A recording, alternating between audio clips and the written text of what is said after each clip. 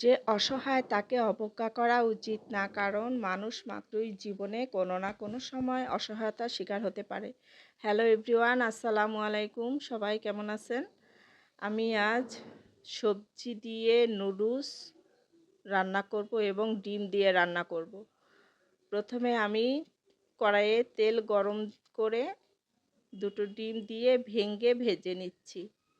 এই নুডলসটা ডিম দিয়ে করা যায়, আবার মুরগির মাংস দিয়ে করা যায়, চিংড়ি মাছ দিয়ে করা যায়, আবার তিনোটা একসাথে করেও করা যায়। তবে আজ আমি শুধু ডিম দিয়েই করব।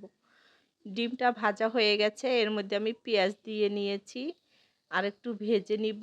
এর মধ্যে আমি কাঁচামরিচ কেটে দিচ্ছি। ঝালটা যে যেমন পছন্দ করে তেমনই দিবেন। আমি 4-5টা কাঁচামরিচ দিয়েছি, আর একটু ভেজে নিলাম। এর মধ্যে আমি নুডলসের ভিতরে যে ছোট ছোট প্যাকেট থাকে, একটা প্যাকেটের গুঁড়ো দিয়ে নিলাম। এখন আমি নুডলসটা দিয়ে দিব। এই নুডলসটা আগেই আমি সিদ্ধ করে ঠান্ডা পানিতে ধুয়ে পানি ছেঁকে নিয়েছি। এর ভিতরে আমি গাজর, চিচিঙ্গা আর আলু দিয়েছি।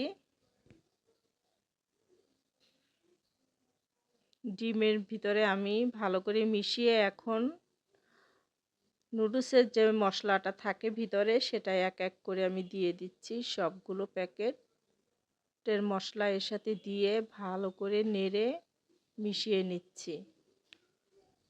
এবার পরিমাণ মতো লবণ দিয়ে দিলাম। এখন আরও ভালো করে মিশিয়ে নিচ্ছি। আর ম্যাগি মশলা যে থাকে, ওইটার 2 প্যাকেট ম্যাগি মশলাও আমি এর মধ্যে দিয়ে দিব, কারণ এটা নুডলসের টেস্ট বাড়ায়, খেতে অসাধারণ লাগে। এটাও ভালো করে মিশিয়ে নিচ্ছি উল্টে পাল্টে। আমার রান্নাটা প্রায় হয়ে এসেছে। এবার আমি প্লেটে যে সাজিয়েছি, দেখেন কিভাবে পরিবেশন করছি।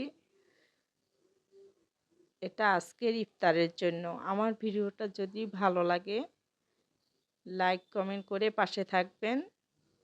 ধন্যবাদ।